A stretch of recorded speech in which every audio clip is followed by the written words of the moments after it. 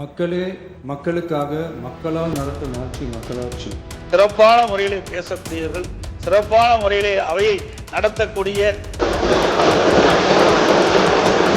வரலாற்று சிறப்புமிக்க இந்த அவையில் அந்த அரசியல் நாகரிகம் இந்த பேரவையிலும் தொடரணும். அவர் உடனே தலை தப்பித்தால் போதும் என்று ஓட்டம் பிடிப்பார். ஒரே காலேஜில் நாம் படிச்சிருந்தாலும் அரசாங்கத்தை நடத்துறதுல திமுக தான் சீனியர் பேட்ச். எதிர்கட்சி தலைவரும் அவரை தடுத்து நிறுத்தி அவர் கைகளை பிடித்து இழுத்து வந்து ஆசனத்தில் அமர வைப்பார். கோவம் இல்லாமல் கோவப்படாம, நீங்கள் கோவப்பட மாட்டீங்கன்னு தெரியும். உங்களை கோவப்படுத்துகிற மாதிரி எந்த செயலையும் நாங்கள் செய்ய மாட்டோம். மக்களே மக்களுக்காக மக்களால் நடத்தும் ஆட்சி மக்களாட்சி என்றார் அமெரிக்க முன்னாள் குடியரசுத் தலைவர் திரு ஆப்ரஹாம் லிங்கன். இன்றைக்கு அமைந்துள்ள மக்களாட்சி மலர்வதற்கு மக்களிடம் உள்ள பெரும் எதிர்பார்ப்பு, அவர்களுடைய எதிர்பார்ப்புகளை இப்பேரவையின் கவனத்திற்கு கொண்டு வந்து அதனை செயல்படுத்துவதற்கான திட்டங்களை, சட்டங்களை அமல்படுத்த வேண்டிய பொறுப்பு இப்பேரவைக்கு உள்ளது. அதிகமான மக்கள் அதிக நன்மைகளை இந்த ஆட்சி காலத்தில் நன்மை பெற்றுள்ளார்கள் என்கிற வகையில் நம்முடைய செயல்பாடுகள் அமைய வேண்டும். இங்கே அனைவரும் சமம்.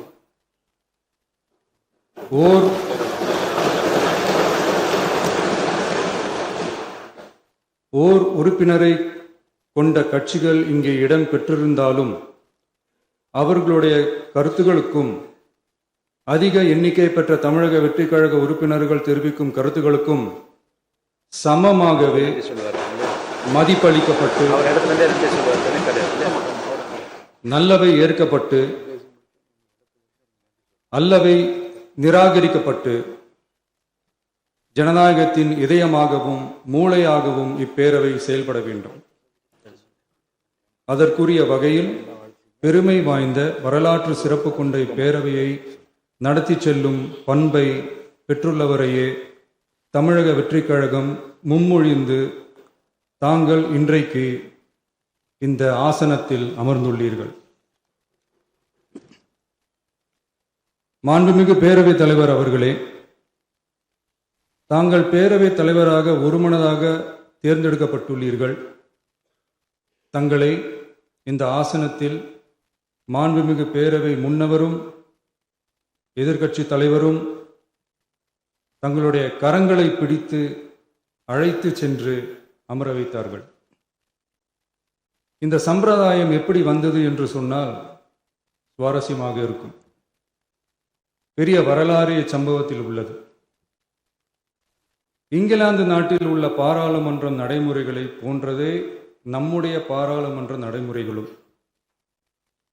மன்னராட்சி இருந்த காலத்திலேயே அங்க பாராளுமன்றம் இயங்கியுள்ளது. அக்காலத்தில் அனைத்து அதிகாரங்களையும் பெற்ற மன்னரும் இருந்தார், பாராளுமன்றமும் இயங்கியது.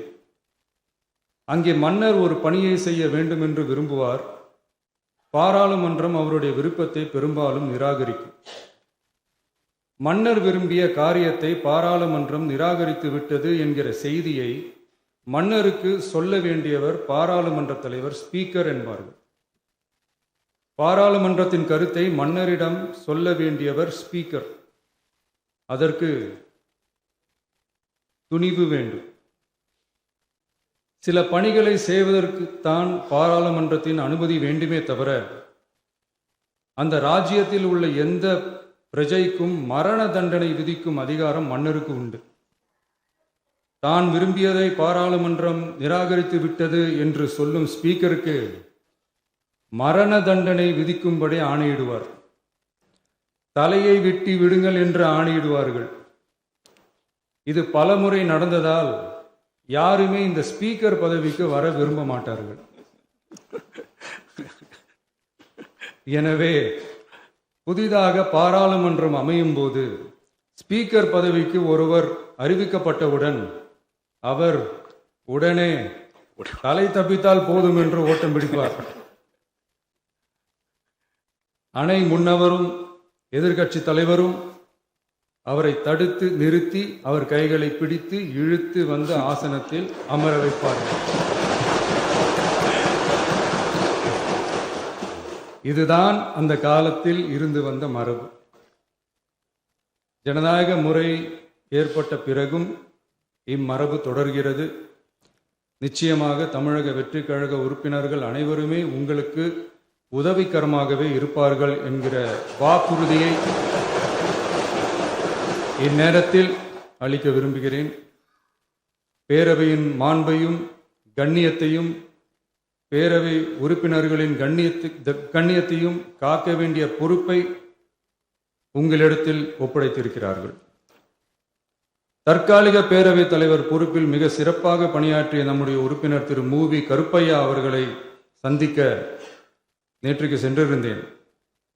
அங்கே முந்தைய பேரவைத் தலைவர்கள் படங்களை கண்ணுற்ற போது, அவர்களை பற்றி அறிந்த போது உண்மையிலே எனக்கு பெருமிதம் தந்தது. ஏனென்றால் எடுத்துக்காட்டாக விளங்கும் திரு ஜே சிவ சண்முகம் பிள்ளை, டாக்டர் யு கிருஷ்ணராவ், திரு எஸ் செல்லப்பாண்டியன் அவர்களுடைய வரிசையில் மிக சரியான ஒருவரையே நாம் முன்மொழிந்துள்ளோம் என பெருமை அடைந்தேன். அதே போன்றுதான் நம்முடைய பேரவை துணைத் தலைவர் அவர்களும் நீங்கள் இருவருமே மிக சாதாரண குடும்பத்தில் பிறந்து மக்கள் பணியாற்ற வேண்டும் என்கிற அவாவில் செயல்பட்டு வந்தவர்கள். குணம் நாடி குற்றமும் நாடி அவற்றுள் மிகை நாடி மிக்க கொளல் எனும் வள்ளுவரின் வாய்மொழிக்கேற்ப சட்டமன்ற நடவடிக்கைகள் சீராக செம்மையாக அமைதியாக நடைபெறும் வகையிலும் சட்டமன்ற ஜனநாயக பண்புகள் நெறிமுறைகள் பேணி பாதுகாக்கப்படும் வகையிலும் இந்த அவைக்கு பேரவைத் தலைவரும் பேரவை துணைத் தலைவரும் பெருமை சேர்ப்பீர்கள் எனும் நம்பிக்கை எனக்கு உண்டு. அரசியலுக்கு அப்பாற்பட்டு மனிதர்களை மதிக்கும் நல்ல பண்புகள் நிலைநாட்டப்பட வேண்டும். தமிழ் பண்பாடு போற்றப்பட வேண்டும்.